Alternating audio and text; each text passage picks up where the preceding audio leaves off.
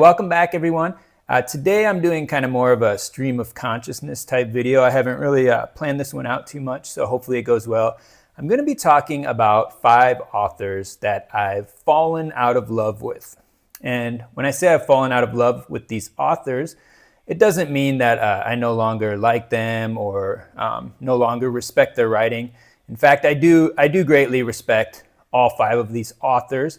And the reason that I fell out of love with them is not so much because of their writing. It's more because their kind of philosophy on life no longer aligns with mine. So at a certain time in my life, all of these authors were a big influence on me. And when I read, I've always kind of, whether consciously or not, been kind of searching for meaning through the writers that I read. And all of these writers gave that to me in some way, some more than others. And I'll just kind of go through them in no particular order. And it's not chronological as well. Like, it's not when they influenced me in my life. And I'll just talk about maybe why I liked them and why I no longer consider myself in love with them. So the first author I'll talk about was a huge influence on me. And he was definitely one of my favorite authors for a chunk of time in my life. And that would be Jack Kerouac. So he's most famous for On the Road, for being the founder of the Beat generation, which preceded the hippie movement. So it's kind of more 50s and maybe early 60s. And for me, On the Road was never actually my favorite novel by Kerouac. It was the first one that I read. And if you know anything about Jack Kerouac, his novels are technically fiction, but they're basically autobiographical stories about his life and real life characters, other famous beats like Neil Cassidy, Allen Ginsberg, Gary Snyder. They all appear in his stories as well. And with On the Road, it's kind of famous for being kind of nonconformist, and Kerouac's on the road, so he's going out to explore the world, kind of experience things, and after I read On the Road, I moved on to Dharma Bums, which is another book of his. And in On the Road, the main hero of On the Road is Neil Cassidy, who was friends with Kerouac. And he would go on kind of when the hippies came around, he joined up with Ken Kesey and the Merry Pranksters. So if you've ever read like the Electric Kool-Aid Acid Test, I think it's called, by Tom Wolfe, Neil Cassidy also is featured in that book. But for me, the Dharma Bums was probably a bigger influence on me. And in the Dharma Bums, Kerouac spends a lot of time with Gary Snyder, who's a famous poet, and he's became quite active in the environmentalist movement. Now, Gary Snyder came from Oregon, and he came from kind of a lumberjack background. But yeah, he had a big influence on Kerouac because Snyder had lived in Japan, and he was doing different Asian studies, and he was very influenced in Buddhism. And Kerouac also became very influenced by Buddhism, although Kerouac originally was Catholic, French Catholic. And so I kind of went through that similar phase in my life with kind of an infatuation with Buddhism that I really no longer have. And also, Kerouac just kind of led that wild and crazy lifestyle that is appealing maybe when you're in your 20s, but as you reach your 30s, especially your 40s, it was no longer really appealing for me at all. I felt like Kerouac doesn't really have any answers on how to live your life. And of course, he wasn't a great example himself, as he was a chronic alcoholic, and he died at age 47, basically like vomiting up blood from his alcoholism. And that's not to blame him for his addiction. It's obviously a sad thing, but he's just not really the kind of lifestyle that you'd want to emulate. But Kerouac, in and of himself, he's a very interesting figure. And, people would think, like the other beats, like Ginsberg, Cassidy, and Snyder, they all kind of fit into the hippie movement in their own way. Ginsberg obviously did. And then Snyder kind of more through the environmentalism. And like I said, Neil Cassidy was with the Merry Pranksters, and so they all kind of fit in their own way. But Kerouac was actually kind of dead set against the hippies. He never fit into that movement. Now, he died in 1969, so, but the hippie movement had already started at that point. And there was an interesting appearance that he made on Firing Line, and this would have been like close to the end of his life. It was sometime between 67 and 69. I'm not exactly sure when. And there were three guests. Kerouac was one, and then there was kind of a young hippie musician. I don't think anyone who's famous. And then there was a kind of a middleman who was a kind of middle-aged journalist type of figure that was writing a book about the hippie movement.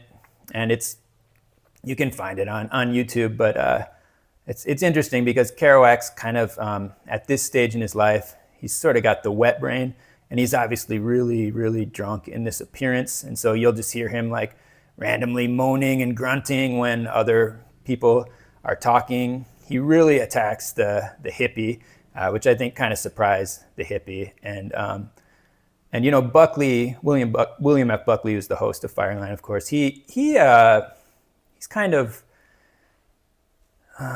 you could tell he would have to laugh a little bit at some of the things Kerouac did, but he was actually quite polite to Kerouac, I thought, given the circumstances. And Kerouac, in that episode, he talks about his support of the Vietnam War, which you wouldn't expect from Kerouac. And so towards the end of his life, he was actually quite conservative and at ends with the hippie movement. And so I guess that's kind of one thing I appreciate about Kerouac. Not that I think the Vietnam War was a great thing, but that he never kind of seemed to go with the flow. No matter what, he was always kind of fighting against the grain. So I do appreciate that. But on a whole, I just don't think his life is a great one to emulate. Secondly, I'll just move into Ernest Hemingway. So Hemingway, he definitely wasn't as big of an influence for me as Kerouac, but I think I would have been influenced by Hemingway at a similar time period with Kerouac, and there are many similarities between Hemingway and Kerouac. I believe maybe Kerouac had even been a fan of Hemingway. And like Kerouac, Hemingway was also an alcoholic. But Hemingway was a very famous writer in his time, and he seemed to very kind of relish being in the spotlight as well. I remember when I was reading a book by George Orwell about the Spanish Civil War, which Orwell fought in. Orwell was an anarchist at the time.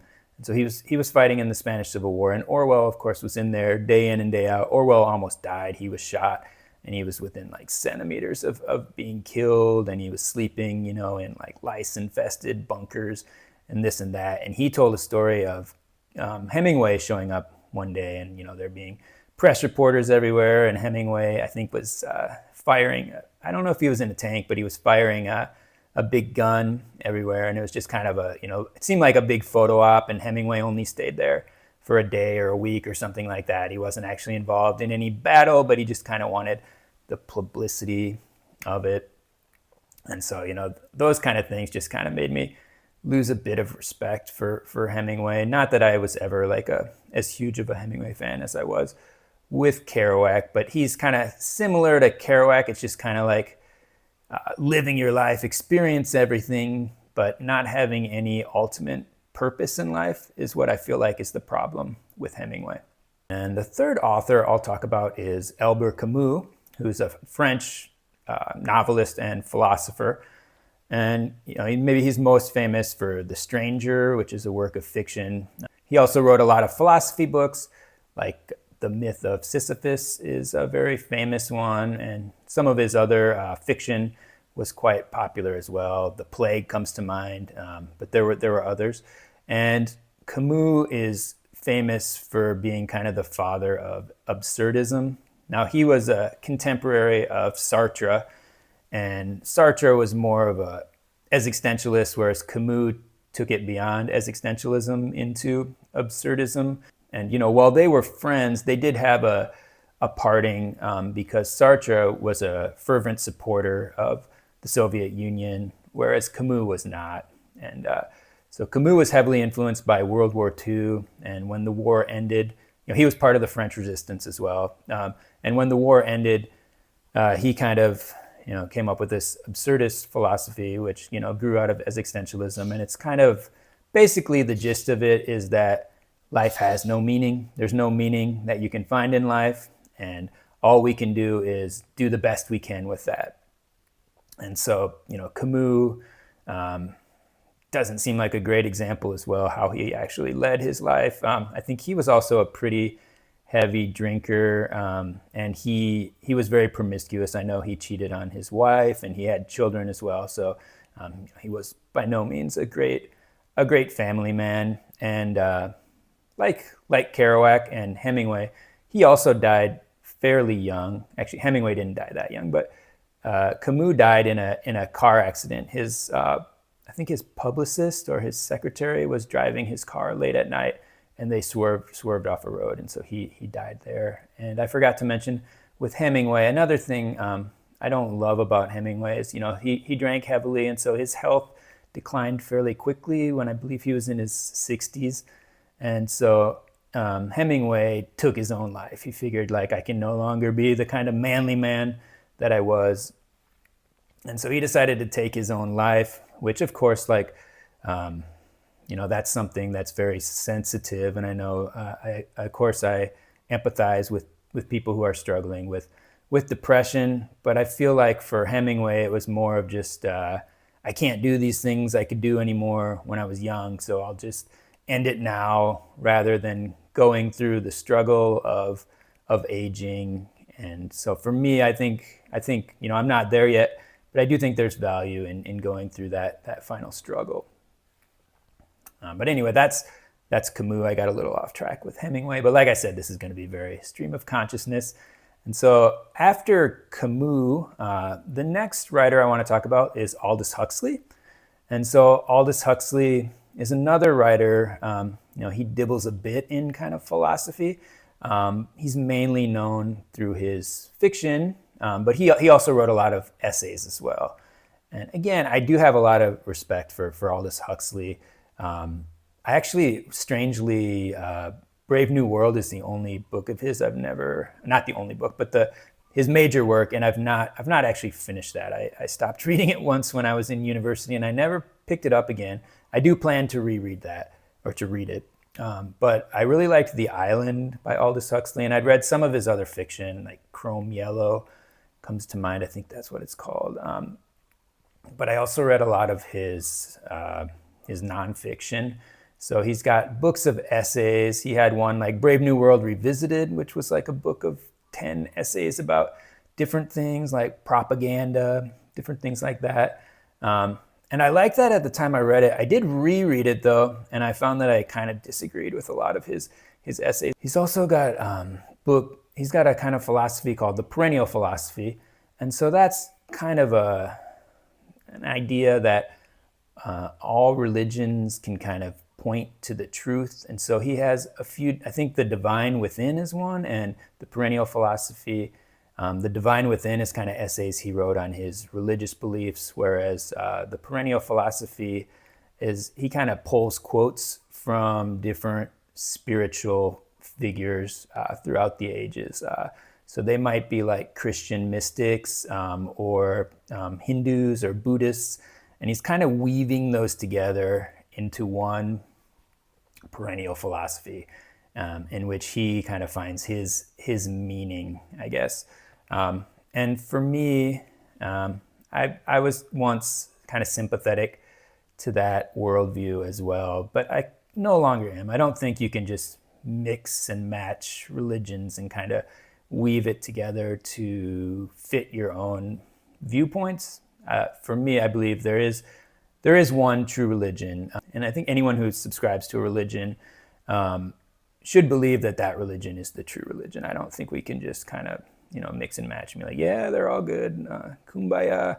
I'm no longer really of that viewpoint. Now, Aldous Huxley is also famous for experimenting with psychedelics, especially early on before they became popular with the hippie movement. He was doing like mescaline, I believe in the early 50s or sometime in the 1950s. And famously on his deathbed, he had cancer, and he had died while tripping on LSD. He took a dose of LSD on his deathbed. And so that's another thing I kind of disagree with Huxley, is that we can find meaning through using drugs. And the fifth and final writer that I'll talk about, and I don't know, this one kind of hurts me the most to say, but I would say Kurt Vonnegut. And he was, of all these writers, he would have been the first influence on me. My father is a big Kurt Vonnegut fan, and I still really do like Kurt Vonnegut. But as a whole, I've just kind of fallen out of love with him. And Kurt Vonnegut, of course, is a famous, he's somewhat of a science fiction writer, you could say. Very much an absurdist science fiction writer, if you even call him science fiction. He's really hard to categorize. He's a very unique writer. There's no one else that really writes with like Kurt Vonnegut, and he's very humorous. His books are really funny and very interesting premises. Now, Vonnegut, there's so many books.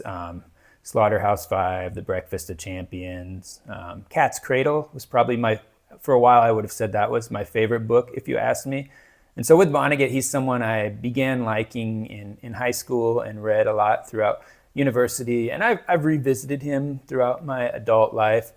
I will say some of the rereads I was kind of thinking these didn't really hold up as well as they used to for me. But to be fair, I probably haven't reread him in the past 5 years or so. And with Vonnegut, he sort of fits into the same boat as Camus with me. With his viewpoint, more or less, he's pointing out the absurdities of the world, which is fine. I mean, it's easy to find things that are hard to explain. Like, for example, Slaughterhouse-Five, he's looking at the atrocities in World War II, specifically the bombing of Dresden, which he was there for that. And so, it's hard to argue that, there are absurdities in the world. But for me, just pointing out, how the world's absurd, or these crazy things that happen, quite a few writers have done that. But for me, I guess I want to get an endpoint, something to reach for, something to go for. And with Vonnegut, I feel like it's probably its biggest value is kind of like merely entertainment or for a good laugh. Now, again, I don't mean to dump on these 5 writers, because I do appreciate them all. And some of them I will definitely plan to continue reading or rereading. I know Huxley for sure. Probably I'll end up reading some more Vonnegut at one point. But for me, I do want to point out kind of the writers who I have found to be more meaningful. And before I do that, I forgot, with Camus, I could have kind of thrown in Nietzsche as well, Friedrich Wilhelm Nietzsche, who was a German philosopher and you could say he might have been the father of existentialism in some ways, or maybe you could go back to Kierkegaard as well. But Nietzsche was a big influence on me as well, and I won't go into him, but he influenced Camus and many other writers as well. And he's also someone I also kind of had an infatuation with, of whom I no longer do. So to get to some authors that I do find more compelling or more inspirational, some authors that have had a big influence on me. First and foremost, I would say Dostoevsky, who's right there, Fyodor Dostoevsky, and specifically the brothers Karamazov, which is his magnum opus, his final book, that kind of everything he had written before that kind of accumulates in the brothers Karamazov. And I won't go into it too much today, but he's a writer that's really influenced me, who I do think Dostoevsky had his pulse on the real meaning of life, and that's what this book is focused on. It's focusing on all the big questions. Is there a meaning to life? If there is, what is it? And sometimes you'll get people who say, Dostoevsky, he doesn't have any straw man, so he always does a good job of representing every viewpoint, but he's in no way like a relativist where he's saying all viewpoints are equally good. he definitely has a viewpoint. If you read his biography by Joseph Frank, which is very good, it becomes very clear. But I also think in the Brothers Karamazov, he's very clear about it if you read the epigraph. And also, Dostoevsky clearly says that Alyosha is the hero of this story. So it's pretty clear to me, if you take those things into consideration, you can kind of get at the gist of Dostoevsky. And then some other writers, of course, J.R.R. Tolkien, The Lord of the Rings. That was also, he's a very meaningful writer for me. Charles Dickens as well, Richard Adams. Those writers, to me, get at the heart of what the meaning of life really is, or how we should lead our lives. And, you can argue with some of those guys whether, you'd really want to emulate. I guess Dickens, he did have some problems, but, and Dostoevsky did too, but Dostoevsky was always working on becoming a better man and working towards what he believed was the true meaning of life. So I guess that wraps it up for me. Let me know what you think about the 5 authors that I have fallen out of love with. And, if you have any writers that you've fallen out of love with yourself, of course, feel free to leave those in the comment section. I would love to hear your opinions about that. Thank you so much for watching, and we'll see you next time.